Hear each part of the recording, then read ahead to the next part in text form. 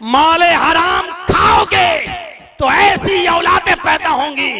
इमाम रबिया के बेटे की तरह नहीं, इमाम रबिया की तरह नहीं मेरे भाइयों, ऐसी औलादें पैदा होंगी जो टिकटॉक पर डांस करेंगी और इंस्टाग्राम पर बगैर दुपट्टे के और शॉर्ट कपड़ों में वीडियो बनाएंगी। ऐसी औलादें पैदा होंगी और आज हमारा मुआशरा ऐसी औलादों को देखकर खुश भी होगा। मेरे भाइयों, हजरत यूसुफ अलैहिस्सलाम के ऊपर कैसा जमाना गुजरा है। कुएं में फेंके गए, निकाले गए, मिस्र के बाजार में बेचे गए, बादशाह मिस्र ने खरीदा, फिर वो वहां परवान चढ़े, बालिग हुए, बादशाह मिस्र की बीवी ने उनके ऊपर गलत नजर डाली और उसके बाद उनको अपने गल्लक़तिल अब्वाब, सारे दरवाजे बंद कर दिए, उनको अपनी तरफ बुलाया, माइल किया, लेकिन वो बचे रहे, उनके शिकंजे में नहीं आए। दरवाजा खुला तो सामने बादशाह खड़ा है, इल्जाम लगाया, जेल में गए, 7 साल की सजा जेल में भुगती, बिल आखिर मिस्र के बादशाह भी बनाए गए। गौर करो, इतने मरहलों से गुजरे और यहाँ बाप याकूब का हाल यह है कि अपने बेटे की जुदाई में रोते रोते, आंसू बहाते बहाते नाबीना हो गए। अल्लाह के सामने फरियाद करते रहे, अल्लाह मेरा बेटा, अल्लाह मेरा बेटा। एक लंबी मुद्दत के बाद जब यूसुफ अलैहिस्सलाम बादशाह बनाए गए तो उन्होंने अपना एक कासिद भेजा अपने बाप के पास और अपनी कमीज देकर भेजा कि ये मेरे बाप याकूब को दे देना, वो सब कुछ पहचान जाएंगे। जब यूसुफ का भेजा हुआ कासिद जब याकूब के पास आता है, याकूब अलैहिस्सलाम को कमीज देता है, याकूब अलैहिस्सलाम ने उस कमीज को देखकर कहा ये तो मेरे बेटे की कमीज है। सब कुछ याद आ गया, ये नहीं पूछा आए कासिद मेरा बेटा किस हाल में है, मेरा बेटा कहाँ है। हजरत याकूब ने जो बात कही, तफसीर इब्न कसीर और तफसीर मालिम तंजील में ये वाकया देखा जा सकता है। हजरत यूसुफ अलैहिस्सलाम के कमीज को देखकर सारा वाकया याद आ गया और इतनी लंबी मुद्दत के बाद, जुदाई के बाद एक उम्मीद की किरण हुई कि मेरा बेटा जिंदा है। तो जो कुर्ता लेकर आया था कमीज, उससे कहने लगे कैफ तरकतहु, तुमने यूसुफ को कैसे छोड़ा है, तुमने यूसुफ को कैसा छोड़ा है। कासिद ने जवाब दिया तरकतुहु मलिक मिस्र, मैंने उनको मिस्र के बादशाह की हालत में छोड़ा है, वो मिस्र के बादशाह बना दिए गए हैं। याकूब अलैहिस्सलाम को खुशी नहीं हुई। याकूब अलैहिस्सलाम ने कासिद से कहा अरे मैं ये नहीं पूछ रहा हूं कि वो कितना अमीर हो गया है, कितना दौलतमंद हो गया है। ला असअलुकुम मन हाजा, मेरा मतलब ये नहीं है कि वो मिस्र का बादशाह बन गया या कितना अमीर हो गया और कितना दौलतमंद हो गया, नहीं। वलाकिन असअलुकुम अन अय्य दीन तरकतहु, मैं तुमसे ये पूछना चाहता हूं कि तुमने उसको किस दीन पर छोड़ा है, उसका दीन क्या है, उसका मजहब क्या है, वो एक अल्लाह की इबादत करता है या नहीं करता है, नमाज का पाबंद है या नहीं है।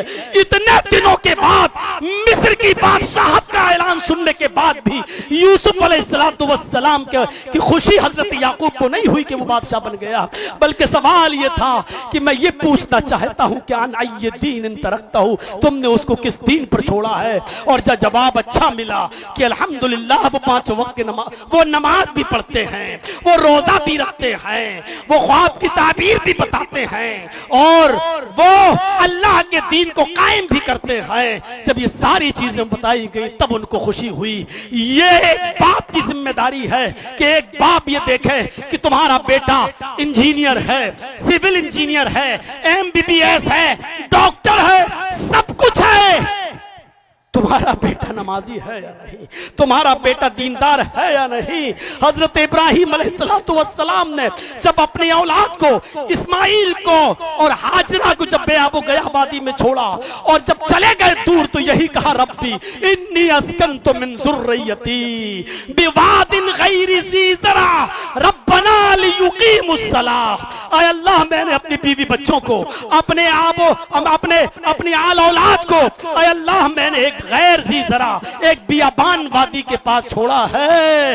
रब्बना लियुकीमुस्सलाह, आय अल्लाह मैंने वहां इसलिए छोड़ा ताकि वो नमाज कायम करें, ताकि वो नमाज के पाबंद हो जाएं। एक बाप की जिम्मेदारी यह है। आपने अपने बेटे को इंजीनियर बनाया, आपने अपने बेटे को डॉक्टर बना लिया, आपने अपने बेटे को MBA करा लिया, CA करा लिया, सब कुछ करा लिया। मुबारक हो आपको कि बहुत बड़ा आदमी बना दिया। लेकिन आपने अपने बेटे को अगर नमाजी ना बनाया, आपने अच्छी तरबियत नहीं दी, तो आप नाकाम है। ऐसी औलाद जो आपकी कब्र पे खड़े होकर यह न कह सके कि अल्लाहुम्मा ग़फ़िर लहू वरहमहू वआफ़िही वअफ़ू अन्हू वअकरिम नुज़ुलहू ववस्सिअ मुदख़लहू वग़सिलहू बिलमाई वस्सल्जि वलबरद। ऐसी औलाद जो आपकी कब्र पे खड़े होकर यह न कह सके कि रब्बना ग़फ़िर ली वलिवालिदैया वलिलमुमिनीना यौम यक़ूमुल हिसाब, तो आप बेकार हैं, नाकारा है, नाकाम है। आपका ये MBBS बेटा बिल्कुल नाकाम है और आप कामयाब ना समझें अपने आप को, क्योंकि अब आप इस दुनिया से जाने वाले हैं। मैंने अपने बाप की मौत को जितने करीब से देखा है, शायद किसी बेटे को इतने करीब से देखने का मौका मिला हो कि आखिरी वक्त है, मुझे पकड़े हुए हैं मेरे बाप, और मुझसे मैंने कहा कि मैं थोड़ा सा अभी जाता हूं, घर तक होके आता हूं, हाथ नहीं छोड़ रहे हैं। मैंने कहा आवाज बंद, कोई चीज उनकी जबान से नहीं निकल रही। मैंने कहा अब्बू आज जुमा है, जरा नहाने जा रहा हूं, जुमा पढ़ाना है। हाथ छोड़ दिया है। मैंने वो करीब से देखा है रूह को निकलते हुए।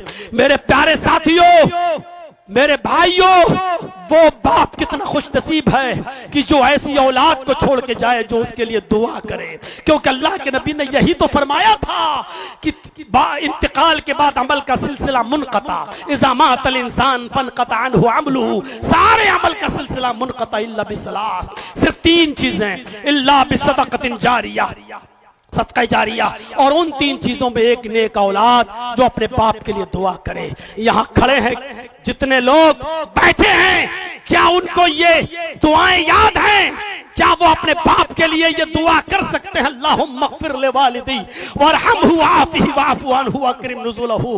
क्या वो ये दुआ कर सकते हैं कि अल्लाहुम्मा इन्ना हाज़ा अबी फ़ी ज़िम्मतिक व हब्ल मिन जवारिक? क्या ये दुआएं उनको याद हैं? फ़क़ही मिन फ़ितनतिल क़ब्रि व अज़ाबिन नार, अल्लाह इनको कब्र के फितने से बचा, इनको अज़ाब कब्र से महफूज फरमा।